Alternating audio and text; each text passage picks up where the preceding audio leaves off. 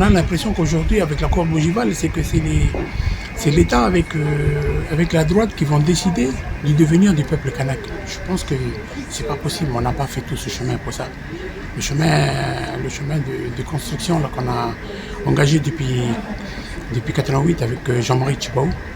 je pense que c'est quand même un chemin important pour le peuple kanak. Et celui de l'accord de Nouméa qui est venu par Afédéria, c'était de dire qu'on avait un beau pays à construire ensemble. Mais je trouve qu'avec l'accord de Bougival, on a fragilisé les fondamentaux dans lesquels le peuple kanak s'est engagé. Vous êtes le patron de cette terre. Cette terre, on le sent, mais respire en profondeur. Donc, c'est tous mes petits frères qui sont là, sont attachés à vous dire qu'on était respectueux de votre terre. Parce que derrière ça, il y a tout votre histoire, l'histoire de votre peuple. Tous ceux qui ont fait que la cour soit devenue ce qu'il est. Simo Assai Villigi dirige o presidente di UFLMKS, oggi è in un momento importante assai per questo paese, dunque dopo l'accordo di Bougival che è stato contestato assai dentro UFLMKS, si aspetta la decisione dell'insieme di fronte, dunque ma già si sa che i parecchi militanti e anche una parte importante di un popolo di Ganacchia, un nemica da cui sento sto accordo. Dunque è un momento importante veramente di essere venuto in corsa per spiegare che è veramente un gesto veramente d'amicizia, di fratellanza dai nostri amici Ganacchi, in particolare da Christian Tin, il presidente di UFRONT. Beaucoup d'amitié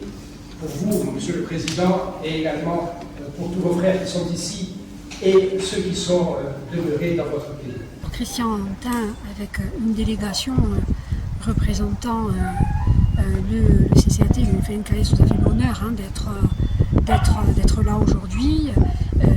Une délégation sera également présente au Yournad, mais il ne pourra lui pas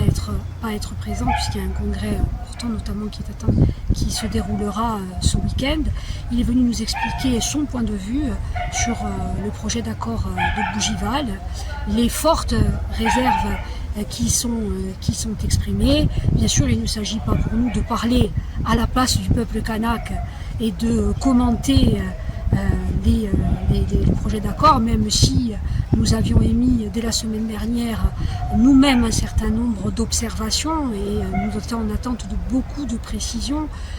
mais ce qui relève des enseignements que nous pouvons retenir et qu'il a pu nous livrer également, c'est que l'État français continue de s'inscrire dans une tradition coloniale, bien évidemment, et que aujourd'hui il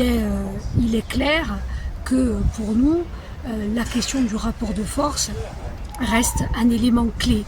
et du côté kanak, pour faire revenir à un niveau acceptable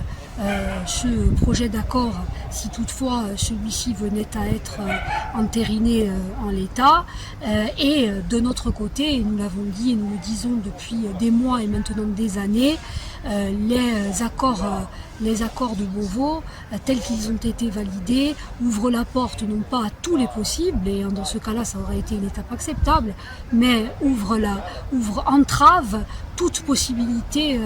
d'évolution et nous figerait dans une situation qui constituerait un recul et non pas une avancée significative, et que là aussi, nous l'avons dit, ce qui a manqué, c'est un rapport de force politique, et ce pourquoi il faudra s'inscrire dans l'avenir pour que réellement nous débouchions sur un véritable processus politique et une véritable solution politique, c'est un rapport de force politique qui nous attend.